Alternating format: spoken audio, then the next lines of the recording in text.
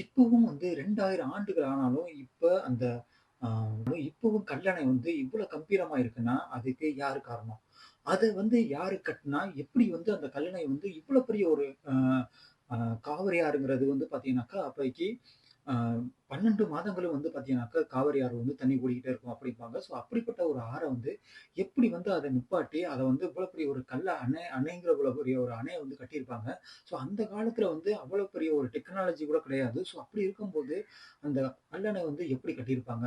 So அப்படி கட்டப்பட்ட ஒரு கல்லணை வந்து மிகப்பெரிய ஒரு மன்னர் கட்டியிருக்காரு அப்படிங்கிறாங்க. அதாவது 2000 ஆண்டுகளுக்கு முன்னாடி பார்த்தீங்கன்னாக்க, கரிகால சோழன். கரிகால சோழன்ங்கிறவங்க பார்த்தீங்கன்னாக்க, பூம்புகாருங்கிற பார்த்தீங்கன்னா, இதுல வந்து காவிரி, பூம்பட்டினம் அப்படிங்கிற ஒரு கடலோர இதுல நிக்கிறாரு. அங்க நின்னு வந்து அவர் வந்து யோசனை பண்ணிக்கிட்டு இருக்காரு.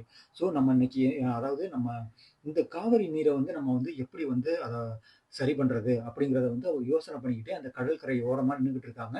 நின்னுகிட்டு இருக்கும்போது ரொம்ப நேரமா வந்து ஆழ்ந்த சிந்தனையோட வந்து அந்த கடற்கரை ஓரமா வந்து நிக்கிறாங்க.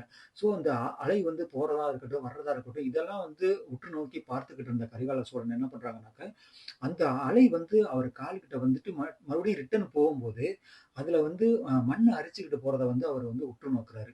ஸோ உற்று நோக்கும்போது அப்பதான் அவருக்கு தோணுது. ஸோ நம்ம வந்து இந்த தண்ணீய வந்து எப்படி வந்து தேக்கலாம்? அப்படின்னு நினைக்கும்போது அவர் என்ன தோணுதுனாக்க, ஸோ அவரோட கால்ல பட்டு போன அந்த தண்ணி வந்து பார்த்தீங்கன்னா, அந்த மண்ணுகள வந்து அரிச்சுக்கிட்டு அதுக்கப்புறம் வந்து வெளியாகுது. ஸோ அப்பதான் அவருக்கு தோணுது, ஓகே நம்ம அப்பதான் வந்து அவருக்கு ஒரு ஐடியா வந்திருக்கு. ஸோ ஓகே நம்ம வந்து இந்த கல்லணை கட்டுறதுக்கு நம்ம வந்து ஒரு மிகப்பெரிய ஒரு அ ஸ்டெப் எடுக்கலாம் அப்படிங்கிற மாரி வந்து அப்ப தோன்றாரு. ஸோ அப்படி கட்டம்போது அவர் என்ன மாரி கட்டுனாரு? ஸோ என்னென்ன மாரி வந்து ஐடியாக்கள வந்து அதுல வந்து யூஸ் பண்ணாங்க? எந்த இடத்துல வந்து இத மெயினா கட்டுனாங்க? ஸோ இந்த இத பத்தியெல்லாம் தான் இன்னைக்கு நம்ம இந்த காணொளியில பார்க்க போறோம். Hello everyone. நாங்க ஆனந்த் பாலா. வாங்க வீடியோக்குள்ள போலாம். ஸோ இன்னைக்கு வந்து பார்த்தீங்கன்னா, கரிகால சோழன் வந்து பார்த்தீங்கன்னா, இந்த அணைய வந்து எப்படி வந்து கட்டுனாங்க?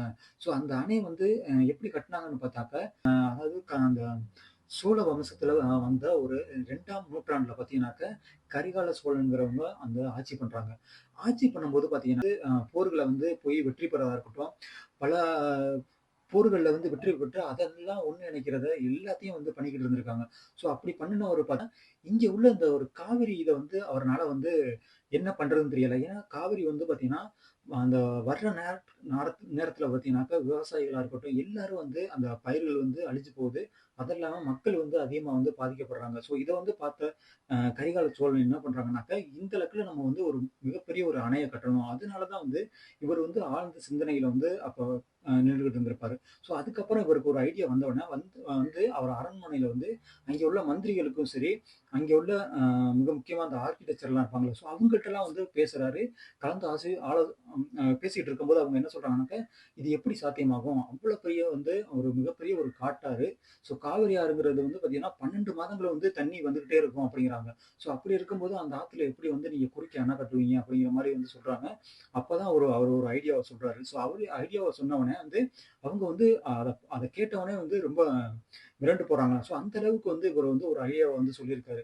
ஸோ அப்போ கட்டம்போது என்ன பண்றாங்கனாக்கா, இவரு அந்த கல்லணைய கட்டுறதுக்கு வந்து அந்த சிலந்திம்பாங்க. அப்படி எப்படின்னாக்கா ஒரு காவிரி. ஸோ வருடம் வருடம் வந்து பார்த்தீங்கன்னாக்கா, அதிகமான தண்ணி வந்து பார்த்தீங்கன்னாக்கா, இந்த தண்ணி எங்கேருந்து வருதுன்னா, குடகு மலையிலிருந்து வந்து அந்த வருது. அது வந்து தண்ணி வரக்கூடியது பார்த்தீங்கன்னா, மேட்டூர்லேருந்து தமிழகத்துக்கு வருது. இந்த தமிழகத்திலேருந்து தான் வந்து இந்த அணை வந்து இங்க தாழ்வான உள்ள இடங்களுக்கெல்லாம் வந்து இந்த காவிரி நீர் வந்து உள்ள வந்து பாசனமாகறதா இருக்கட்டும், எல்லாம் வந்து நடந்துகிட்டு இருக்கு. ஸோ அப்படி நடந்துகிட்டு இருக்கும்போது, இந்த தண்ணிய வச்சு நம்ம வந்து கரிகால சோழன் என்ன பண்றாருனாக்கா, ஆ இதுல வந்து பார்த்தீங்கன்னா, பல அணைகள வந்து கட்டி பார்க்குறாரு. ஆனாலும் இவருக்கு வந்து இந்த தண்ணீல மொத்தமா வந்து கண்ட்ரோல் பண்றதுக்கான ஒரு கெப்பாசிட்டி வந்து இன்னும் பண்ண முடியல அப்படின்னா, அவர் வந்து ஆழ்ந்த சிந்தனையிலே இருந்துட்டு இருக்காரு. நான் இப்ப முன்னாடி சொன்ன மாரியே, அவர் வந்து இந்த அணைய கட்டுறதுக்கு மெயினா வந்து பார்த்தீங்கன்னாக்கா, இந்த நீர வந்து அவர் வந்து சுத்தமா வந்து இந்த காவிரி நீர வந்து கட்டுப்படுத்தி நம்ம வந்து ஒரு அணை கட்ட முடியாது. ஸோ இந்த நீர வந்து நம்ம வந்து எப்படி பண்ணலாம்னாக்க, இதோட ஸ்பீட வந்து நம்ம கண்ட்ரோல் பண்ணலாம் அப்படிங்கிற மாரி வந்து அவர் நினைக்கிறாங்க. ஸோ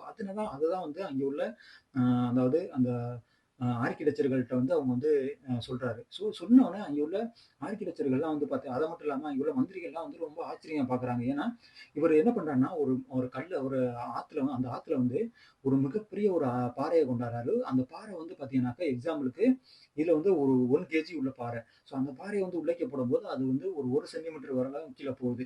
அதுக்கப்புறம் என்ன பண்றாருனாக்கா, அந்த டேம் கட்டுறதுக்கு மிக முக்கியமா பார்த்தீங்கன்னா, நான் ஒரு எக்ஸாம்பிள் தான் சொல்றேன். அது வந்து பார்த்தீங்கன்னா, ஒரு 20,000 சென்டிமீட்டர் வந்து அந்த பேஸ்மெண்ட்ட வந்து உள்ளேக்கு அமுக்குனா, அந்த அளவுக்கு வந்து இவர் வந்து பண்ண முடியும் அப்படிங்கிறாங்க. ஆனா இவங்க வந்து டன் கணக்குல வந்து அந்த பாறைகள வந்து உள்ளடிக்க வந்து கட்டியிருக்கலாம் அப்படின்னு சொல்லப்படுது. ஏன்னா, அந்த பாறை கீழ போக போக அந்த மண் அரிமானம் வந்ததுனால வந்து அந்த கீழ வந்து எந்த விதமான சேதமும் ஏற்படாது அப்படிங்கிற மாரி தான் வந்து இந்த இதெல்லாம் சொல்லப்படுறாங்க. அதனால தான் வந்து கரிகால சோழன் வந்து இந்த ஒரு அ முன்னெடுப்பை ஏற்படுத்துறாங்க. அதுக்கப்புறம் வந்து அங்கே உள்ள படைகளுக்கு வந்து ஆணையிடுறாரு.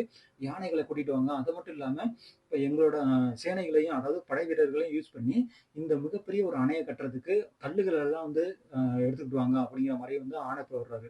மெயினா வந்து தேர்ந்தெடுக்கிற பகுதி என்ன எங்கேன்னு பார்த்தீங்கன்னா திருச்சி. இந்த திருச்சியில வந்து என்ன பண்றாருனாக்க 2 அணையா வந்து பிரிக்கிற மாரி ஏற்பாடு பண்றாரு. ஒண்ணு வந்து பார்த்தீங்கன்னா வடிகால் பாதையாவும், இன்னொரு பாதைகள் பார்த்தீங்கன்னாக்க பாசன பாதையாவும். வடிகால் பாதைன்னா அது வந்து கடலுக்கு போறது, இந்த மாரி வந்து உபரி நீர்கள் வந்து அதில போறதா இருக்கட்டும். அது அடுத்து உள்ள பாசன பாதைகள் பார்த்தீங்கன்னாக்கா, தண்ணி குடிக்கிறதா இருக்கட்டும், மக்கள் யூஸ் பண்றது, அது இல்லாம வந்து விவசாயத்துக்கு யூஸ் பண்றது, கால்நடைகளுக்கு யூஸ் பண்றது, எல்லாத்துக்கும் வந்து இந்த இது யூஸ் பண்றதுக்காண்டி இந்த பாசன பாதைன்னு 2 இதா வந்து இங்க இந்த எல்லா அதுக்கப்புறம் பெரிய பாறைகள்லாம் வரவழைக்கப்பட்டு, அதுக்கப்புறம் அந்த மிகப்பெரிய ஒரு அணைய வந்து கட்டுறாங்க. கொள்ளிடங்கிற ஒரு அணைய. அந்த அணைய கட்டிட்டு, ஏன் வந்து இதுல வந்து பார்த்தீங்கன்னாக்க, அ ஏன் 2 பாதையா வந்து இதுல வந்து பிரிச்சிருக்காங்க. ஒரே பாதைய பிரிச்சு விடலாமே அப்படின்னு கேட்டீங்கன்னாக்க, இதுல வந்து உபரி நீர்கள வந்து வெளியேற்றணும்னாக்க ஏன்னா எல்லா நீர்களும் வந்து ஒரே இடத்துல வந்து சேர்ந்துருச்சுன்னா, அந்த இதுல வந்து அணையிலேருந்து வெளியாகிற தண்ணீர தவிர, மித்த உபரி நீர்கள் வந்து இந்த உள்ள பக்கத்துல உள்ள மக்கள வந்து அது மூழ்கடிச்சிரும். அந்த இதனால தான் வந்து 2 இதா பிரிச்சு, ஒண்ணு வந்து உபரி நீராகவும், இன்னொரு நீர வந்து பார்த்தீங்கன்னாக்கா, பாசனத்துக்கு அது இல்லாம நம்ம யூஸ் பண்றதுக்காக அப்பவே வந்து நம்ம தமிழர்களான கரிகால சோழன் வந்து அத வந்து கட்டியிருக்காங்க அப்படிங்கிற மாரியும் வந்து தஞ்சாவூர்ல டெல்டா மக்கள் வந்து பார்த்தீங்கன்னாக்கா, மிகப்பெரிய ஒரு பாசனமாவும், இப்போ வரையும் மக்கள் அதிகமா யூஸ் பண்றதாகவும் வந்து பார்க்கப்படுறாங்க. ஏன்னா, இந்த காவிரி நீர வச்சு தான் வந்து அதிகமான வந்து விவசாயம் பண்றதா இருக்கட்டும், அ அதாவது திருச்சியிலேருந்து எடுத்துக்கிட்டீங்கன்னா, அது இல்லாம தஞ்சாவூரும் நெற்களஞ்சியம் அப்படிம்பாங்க. அந்த அளவுக்கு உள்ள ஒரு தஞ்சாவூர்ல வந்து அதிகமா வந்து இந்த நீர நம்பி தான் வந்து இங்க உள்ள விவசாயிகள் இருந்துட்டு இருக்காங்க. அப்படி இருக்கும்போது, அப்ப அந்த கரிகால சோழன் கட்டின அந்த கல்லணைனால தான் நம்மளுக்கு இப்ப வரையும் வந்து தண்ணி வந்து எந்த விதமான எல்லாம் வந்து ஒரே நேரத்துல வந்து வர்ற தண்ணி வந்து நம்ம வந்து ஒரு சேவ் பண்ணாம வச்சிருந்துருந்தோம்னா, அந்த தண்ணி எல்லாமே வந்து கடலுக்கு போயிரும்.